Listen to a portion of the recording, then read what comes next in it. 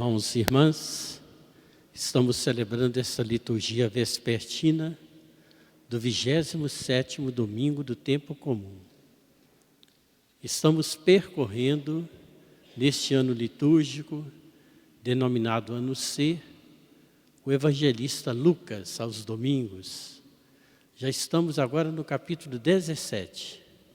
Lucas é o evangelista que apresentou 24 capítulos do seu evangelho e depois ele prossegue no livro de Atos dos Apóstolos. O ano já está quase acabando, o ano litúrgico, porque ele termina antes do ano civil. Se estamos já na 27ª semana, são 34 semanas, está bem perto de concluir, não é isso? Então, o evangelista Lucas começa o seu evangelho com o conhecido evangelho da infância, descrevendo todos aqueles aspectos da família de Nazaré que recebe o menino Deus, da expressão de Nossa Senhora com o seu Magnificat. Depois ele vai apresentando os ensinamentos de Jesus, as parábolas do perdão, a maneira de nós nos relacionarmos com os bens materiais.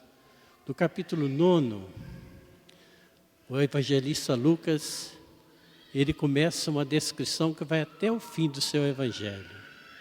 É que Jesus percebe que está chegando a hora de seu regresso ao seio da Trindade, ao Pai, com a força do Espírito. Ele veio, se fez presente aqui na história e vai completar o seu êxodo. Quando Jesus percebe a proximidade da sua ascensão, e é com a descrição da ascensão aos céus que o evangelista Lucas conclui o seu evangelho, Jesus toma a firme decisão de seguir para Jerusalém. Não é uma coisa assim aleatória.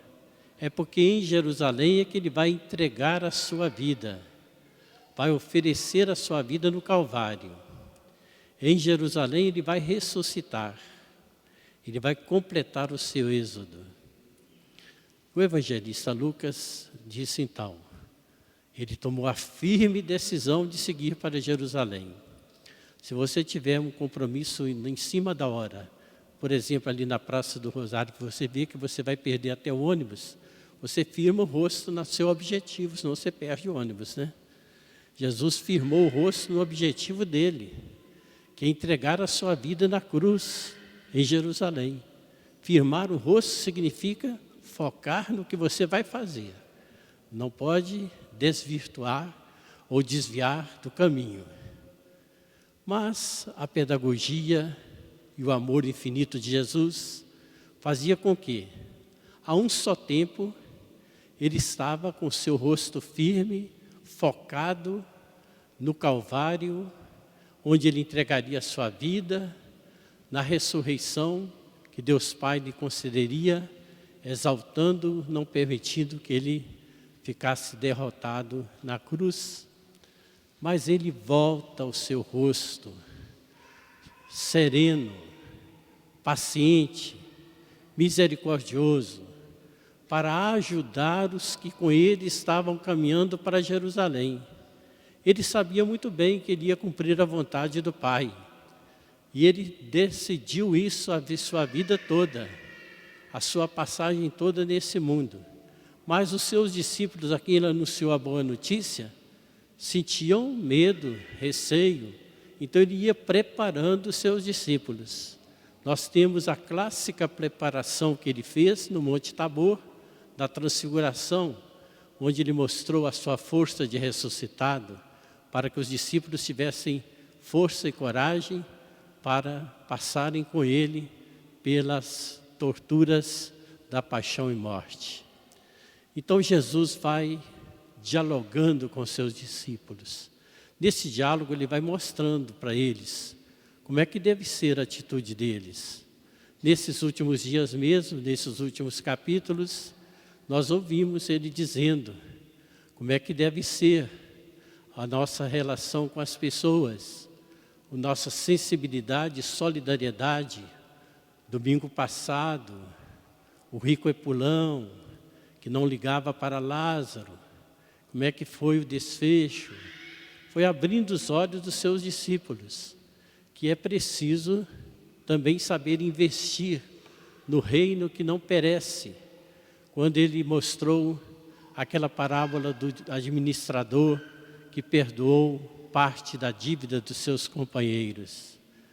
Os discípulos, ao mesmo tempo que estavam sendo ajudados por Jesus, eles ficaram também preocupados. E aí, será que nós vamos dar conta?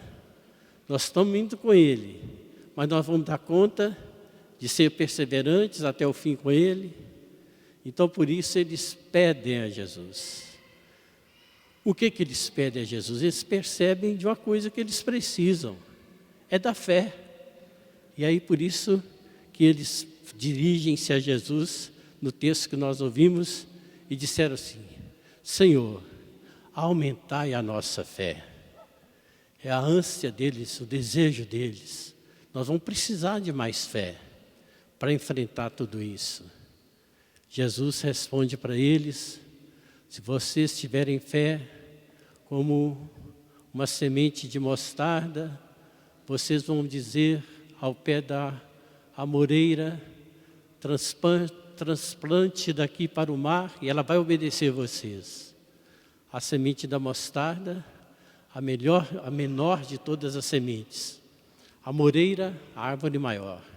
A fé pequena remove montanhas enormes. Então esta fé é um exercício da nossa parte, uma vez que o dom já foi concedido.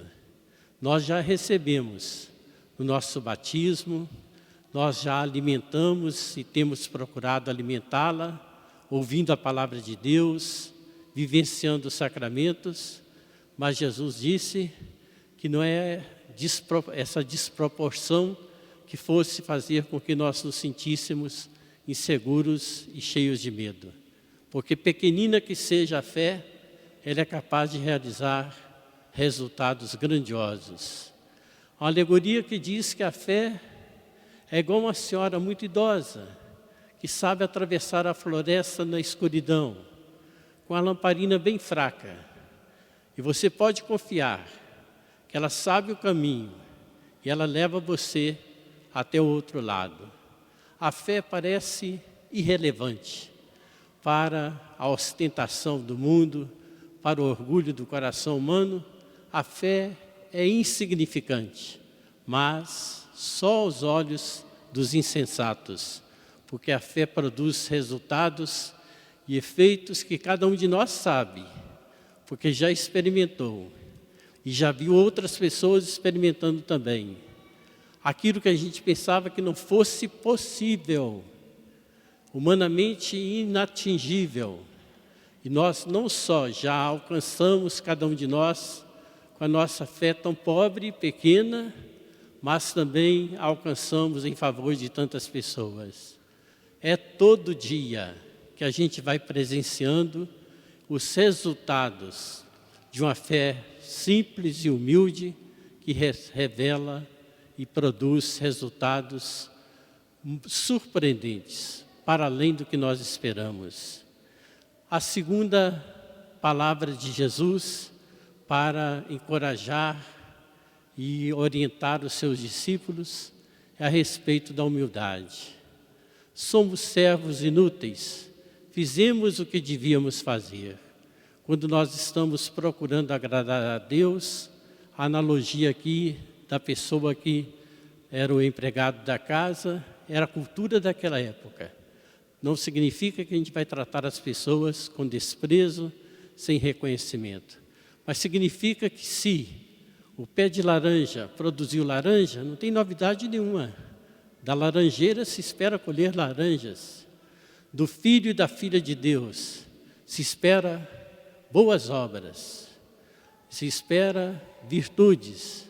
Se espera testemunho de fé. Somos servos inúteis quando nós simplesmente produzimos aquilo que é o nosso dever, a nossa obrigação, o nosso compromisso. Deus não está deixando de reconhecer os méritos da virtude de cada um.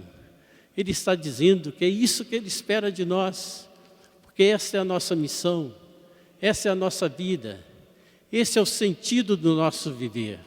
Se não for assim, era esperar uma fruta diferente de uma árvore que não fosse capaz de oferecer aquela colheita. Deus espera de nós bons frutos e nós assim possamos realizar. Por isso o apóstolo Paulo, na carta a Timóteo, tem essa mensagem que depois vale a pena debruçar sobre ela. Reaviva em ti a chama do amor de Deus que está derramado em seu coração pela imposição de minhas mãos. Pela imposição das mãos da igreja, pelo Espírito Santo que nos foi concedido, nós somos chamados a reavivar, fazer crescer o brilho e esplendor da chama da nossa fé. Louvado seja nosso Senhor Jesus Cristo. Sempre seja louvado.